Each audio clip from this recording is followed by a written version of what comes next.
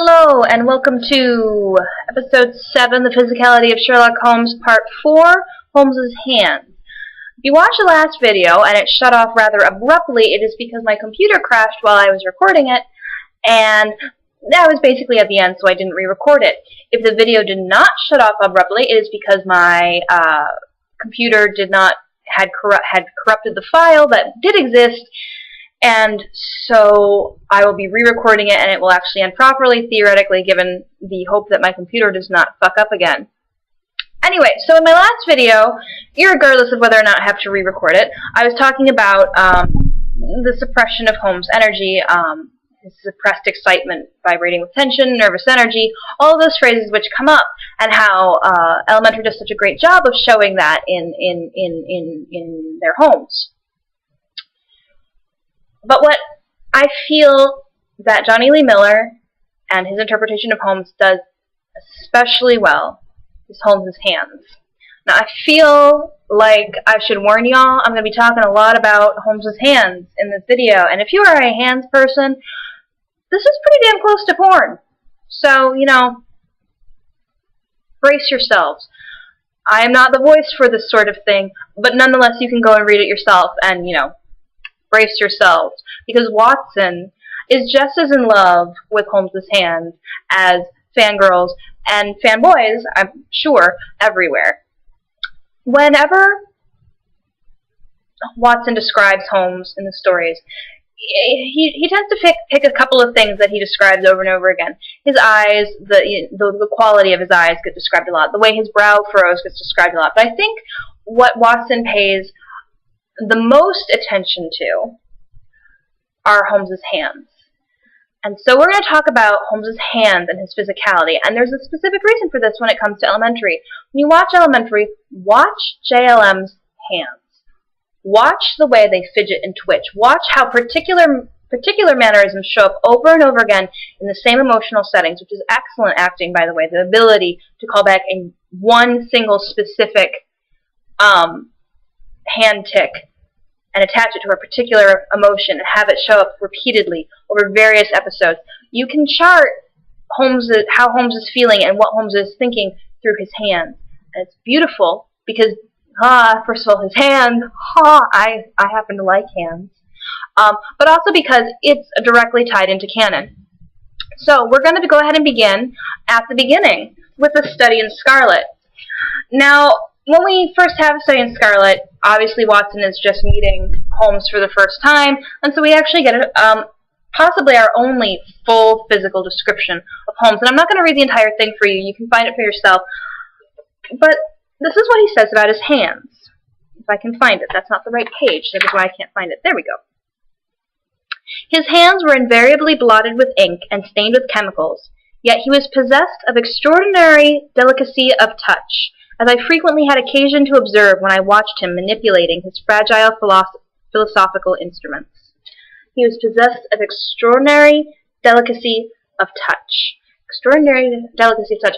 Part of me is a child and goes, "Oh, how do you know, Watson?" But the more mature adult part of me is going, those hands are very, very sensitive instruments. And they're used in very specific ways. And we see that in Elementary. A few more quotes from Study in Scarlet. This is when he's examining a dead body. This is the first crime scene that Watson has ever been at. And this is what we get. As he spoke, his nimble fingers were flying here, there, and everywhere, feeling, pressing, unbuttoning, examining, while his eyes wore the same faraway expression which I had already remarked upon. Nimble fingers everywhere. Which I feel is also a good callback to video 1 with, oh my god, what the fuck, Holmes? You know, he's pressing, feeling, unbuttoning, rebuttoning, examining, all with his hands. His hands are an extension of his brain. There's, some of you may read or know about the Sherlock Holmes pastiche series, the Mary Russell books by Laurie R. King, which are, I know that there's been hatred and there is irritation directed at them for various reasons, but I personally love them. They were my first pastiche that I ever read.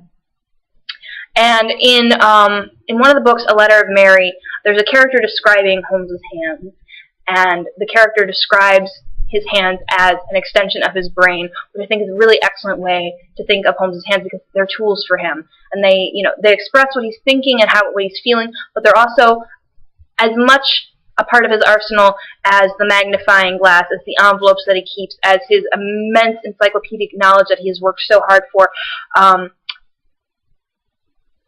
Brilliant, Fantastic Geronimo on Tumblr has an excellent essay on genius versus hard work, and how Holmes is a melding of both. That his genius is one thing, but he has to do his homework, and he has to work hard for his knowledge. And so his hands are a tool, his knowledge is a tool, his homework is a tool, his magnifying glass is a tool, and that's how I think you should think of Holmes's hands as we go through these, as well as possibly pornographic instruments and tools. In Sign of 4. Now this is an interesting one if you relate it to elementary, because this is what we open with in Sign of 4. Sherlock Holmes took his bottle from the corner of the mantelpiece and his hypodermic syringe from its neat morocco case. With his long, white, nervous fingers, he adjusted the delicate needle and rolled back his left shirt cuff. For some little time his eyes rested thoughtfully upon the sinewy forearm and wrist, all dotted and scarred with innumerable puncture marks. Finally, he thrust the sharp point home, pressed down the tiny piston, and sank back into the velvet-lined armchair with a long sigh of satisfaction. So, interesting when you relate that to elementary. But also, long, white, nervous fingers. That's a very specific description, and I think you should remember the phrase nervous fingers, as it comes up several times. As I mentioned in my previous video, the word nervous is used a lot to describe Holmes's physicality and the way he expresses his energy, but never more so than when it's talking about his fingers and his hands. That's all for this packet.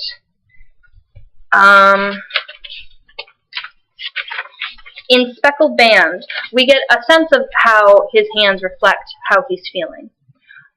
Holmes was, for the moment, as startled as I. His hand closed like a vice upon my wrist in his agitation.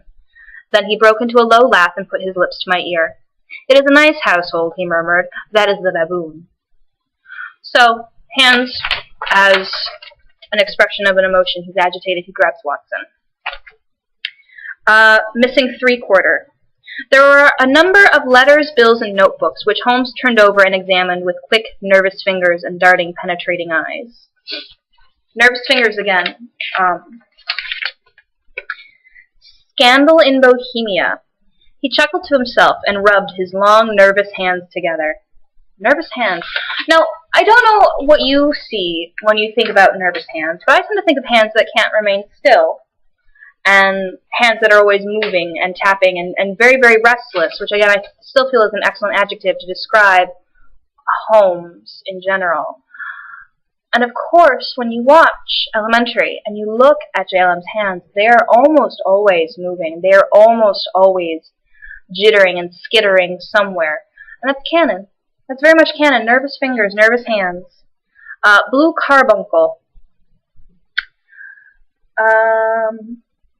There was a long silence, broken only by his heavy breathing and by the measured tapping of Sherlock Holmes's fingertips upon the edge of the table.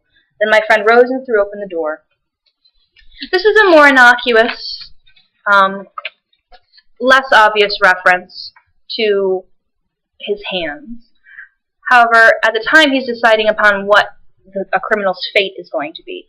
So his hands are a reflection of his thinking and his agitation in that moment.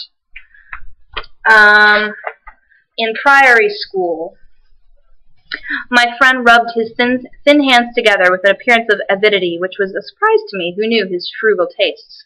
So again, he rubs his hands together a lot in canon. I honestly, there's so many references to his hands that are almost repeats of each other that I didn't record them all. I didn't make note of them all.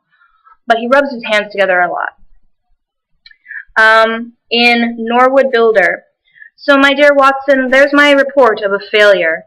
And yet, he clenched his thin hands in a paroxysm of conviction. I know it's all wrong. I feel it in my bones. In Silver Blaze. Again, Silver Blaze, man. Just go read Silver Blaze. Don't listen to me. Go read Silver Blaze. You're just going to get everything that I'm ever going to talk about. I could see that Holmes was extremely pleased, for he chuckled and rubbed his hands together. Hands appear in stockbroker clerk. Sherlock Holmes rubbed his hands with delight, and I stared with astonishment at our client.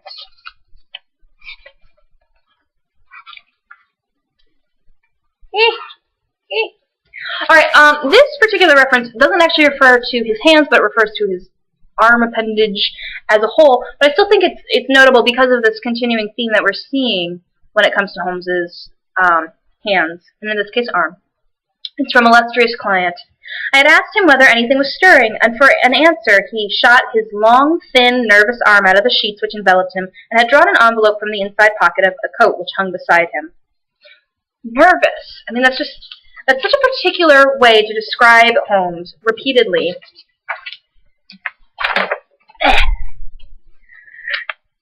And then in Thorbridge, it was not a long journey from Winchester to Thorpe Place, but it was long to me in my impatience, while for Holmes it was evident that it seemed endless.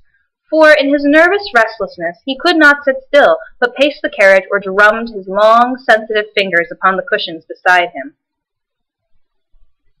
So I think that we're justified at this point because Watson talks about his nervous restlessness and then talks specifically about his long, sensitive fingers. Long, sensitive fingers. That's a nice line, Watson. But because he's doing this in connection with his nervous restlessness, I think we are justified in saying that his hands are very much an extension of his brain and what he's thinking. And then the quote that I was cut off in my last video, which I may not be cut off in depending on if I have to redo it, is from Empty House, which has suppressed excitement with bonus hands. Again, in the utter silence, I heard that thin, sibilant note which spoke of intense, suppressed excitement. An instant later, he pulled me back into the blackest corner of the room, and I felt his warning hand upon my lips. The fingers which clutched me were quivering. Never had I known my friend more moved, and yet the dark street still stretched lonely and motionless before us. As I was trying to say, that is a truly beautiful passage, but I think the description of his hands quivering and the way he grabs Watson is just really quite lovely. And again, just hands, man. Hands. Those hands that show up again and again in the canon writings and are shown to us so beautifully in J.L.'s portrayal. And honestly, I don't mean this in a sexual way at this point. I just think it's incredibly good acting and an incredibly intelligent read and a thoughtful read of these books and stories which have been with us for over 100 years, and yet we've lost certain details. But those hands, man, those hands, like, just if nothing else in elementary were canon, which there's plenty of canon in elementary, clearly, but if nothing else were, you could just look at those hands and know that someone has read the stories and knows what they're talking about. Even if that person is only Johnny Lee Miller, which everybody on the cast and crew has read the books by now, I know, but those hands are such an expression of an understanding of this character, and I love it. The hands, man, the hands.